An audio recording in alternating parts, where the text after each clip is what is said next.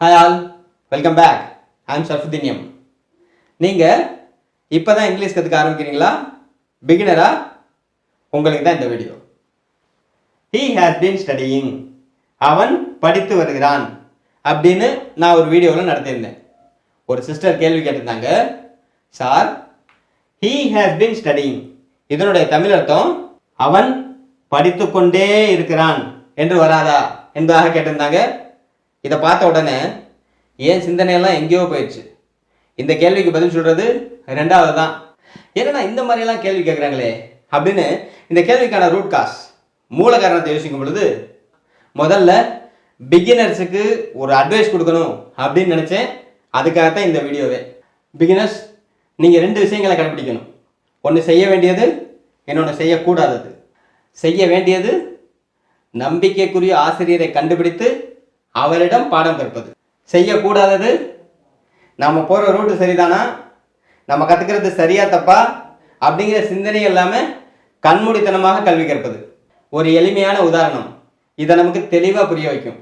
அதாவது, ஒரு செடி வளரும்போது ஏதோ ஒரு இடத்துல லைட்டாக கோணலாம்.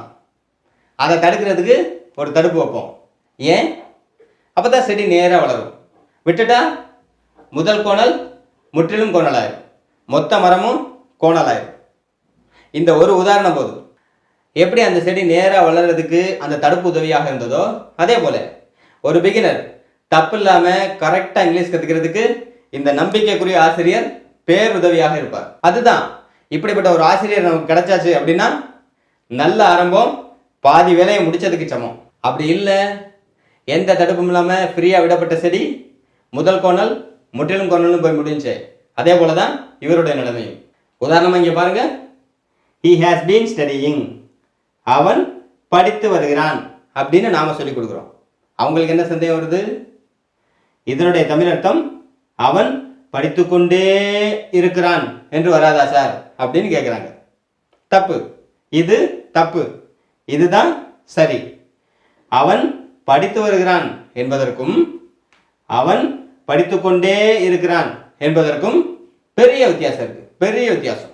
இப்போ அவன் படித்து வருகிறான், he has been studying, present perfect continuous tense. இதனுடைய அர்த்தம் என்ன, விளக்கம் என்ன, அந்த வீடியோவில் போய் நீங்கள் பார்த்துக்கலாம். சரி, இதுக்கு என்ன இங்கிலீஷ்னு யாராவது கேட்குறீங்களா? பிகினர்ஸுக்கு ஒரு அவேர்னஸ் ஏற்படுத்துறது தான் இந்த வீடியோனுடைய நோக்கம். இந்த வீடியோ பார்க்குற யாருக்காவது இதுக்கு என்ன இங்கிலீஷ்னு தெரிஞ்சுன்னா கமெண்ட்டில் சொல்லுங்கள். இதை பற்றி தனியொரு வீடியோவில் விளக்கமாக பார்க்கலாம். இன்னொரு விஷயம், பொதுவாக பிகினர்ஸ் அப்படின்னாலே அந்த செடியை போல தான், அது வளர்ந்துட்டே போகும். அது நேராக வளர்றோமா கோணலாக வளர்றோமா அதுக்கு தெரியாது. அதே போல தான் பிகினர்ஸ். கற்றுக் கொடுக்குறவங்க என்ன சொல்கிறாங்களோ அதுதான் அவங்களுக்கு வேத வாக்கு. அவங்க சரியாக சொல்கிறாங்களா தப்பாக சொல்கிறாங்களா அதெல்லாம் அவங்களுக்கு தெரியாது. இந்த இடத்துல எனக்கு ஒரு ஞாபகம் வருது. இப்படி தான் ஏதாவது எப்பாவது ஞாபகம் வந்துடும். என்னுடைய ஆசிரியர் சொன்னது எனக்கு ஞாபகம் வருது. ஒரு டாக்டர் தப்பு பண்ணால் ஒரு பேஷண்ட்டுக்கு நஷ்டம், ஒரு வக்கீல் தப்பு பண்ணால் ஒரு ஃபேமிலிக்கு நஷ்டம், ஒரு ஆசிரியர் தப்பு பண்ணால் 40 சிட்டிசன்ஸ் அந்த கிளாஸ் ரூமில் இருக்கக்கூடிய 40 ஸ்டூடெண்ட்ஸ் சொல்கிறாங்க அவங்களுக்கு நஷ்டம். அதனால ஆசிரியர்கள் தான் தங்களுடைய பொறுப்பை உணர்ந்து செயல்படணும்.